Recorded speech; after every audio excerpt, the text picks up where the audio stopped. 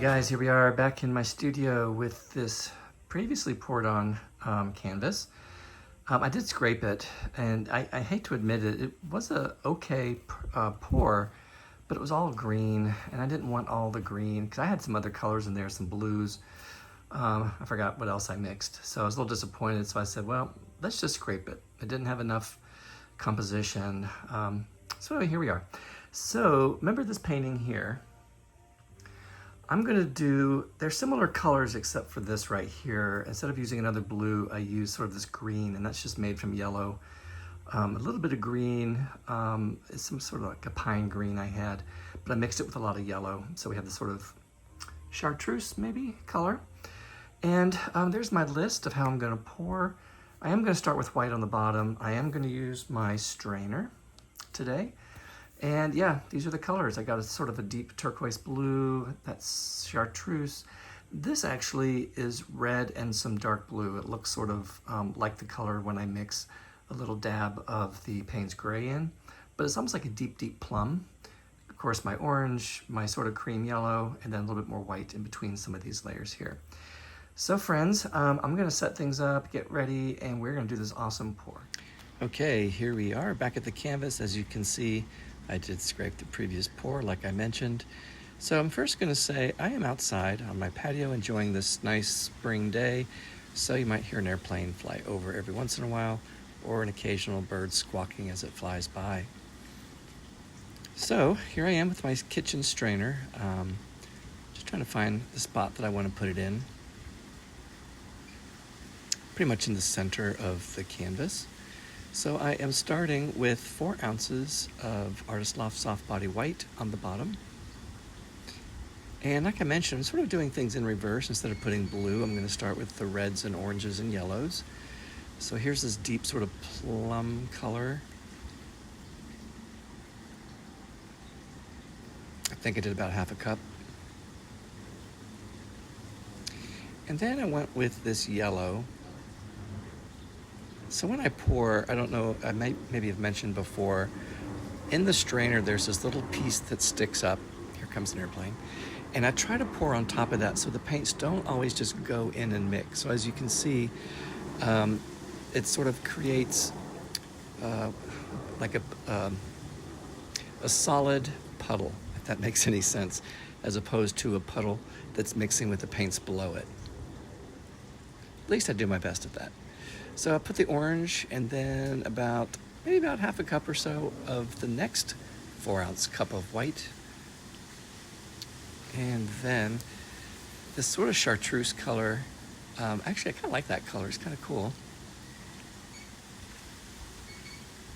Again, this is done in real time, so I am actually pouring that slowly. Like I said, I want to make sure it hits that little knob that sticks out in the center of that strainer.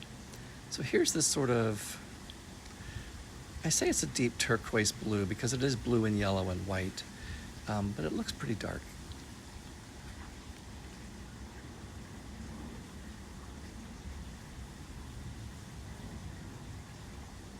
So what am I doing here? So, okay, I'm gonna put the red, that deep red, all of it, next to the blue because it makes a good color combination.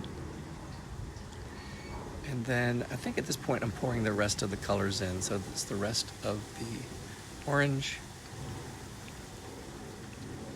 And then the yellow on top of that. Now remember, I'm pouring sort of lightest to darkest when I do these colors sometimes because it provides a gradient. Now I know with that sort of lime chartreuse green, I did that first and then the deep blue. It just depends on what's butting up next to it. But I like to put the colors side by side if possible. So as you can see, I put some more white in there, and then I'm using the rest of this sort of chartreuse, this dark blue, and I believe the rest of this color here, and last but not least, the rest of this deep turquoise blue. I think it's like a cobalt turquoise. Okay, now double checking my consistencies with my black paint. It's been sitting there for a bit. It's off to the side. Take off the stir stick, and I'm going to clean that off and get it out of my way.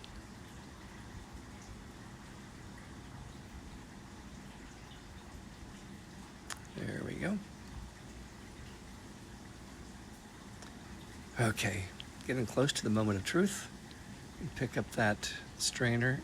Provides a really pretty color combination, actually. And then here we go. I'm gonna pour the black slightly off center, but as you can see, the actual pour, the puddles were slightly pulling to the, here comes an airplane, the left-hand side of the canvas, as you can see. But I'm pouring the black paint nice and slow because I don't want a large negative space. Remember, I'm pouring this black paint all the way on top of all those puddles, and so it goes all the way down to the bottom, and it can push the paints out. The faster you do it, the more paint you push out to the sides, again, and the larger negative space.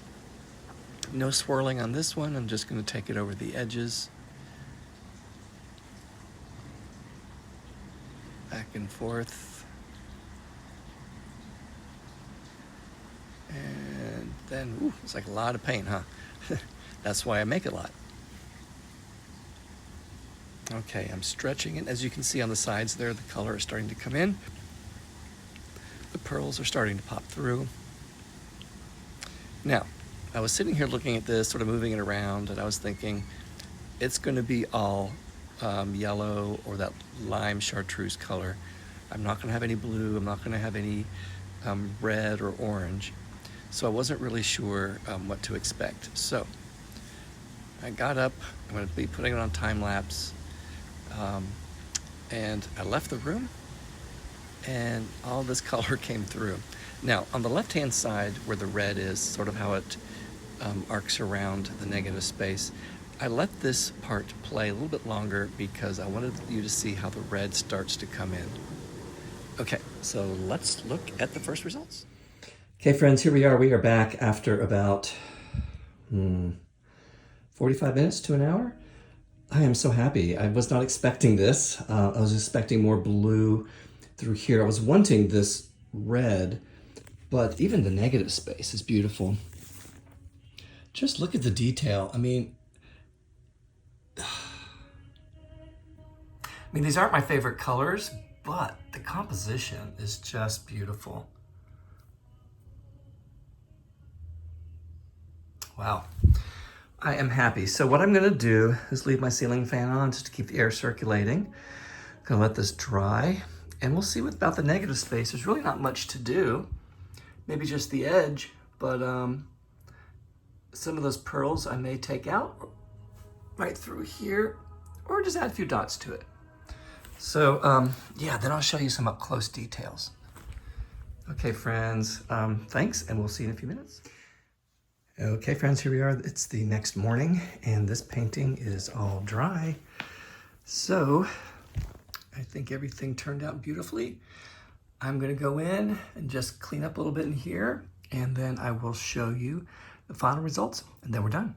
Okay, guys, hold on. I'm gonna set up time lapse just for the sake of doing that, so you can kind of watch how this works.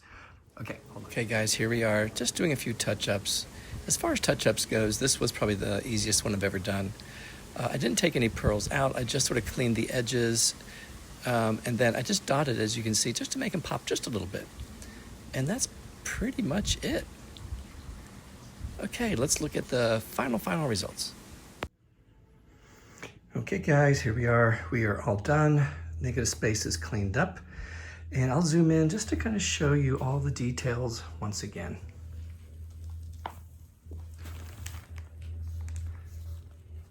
There's the negative space up there. I just dotted a few, cleaned up the edge. Got a smattering of that white.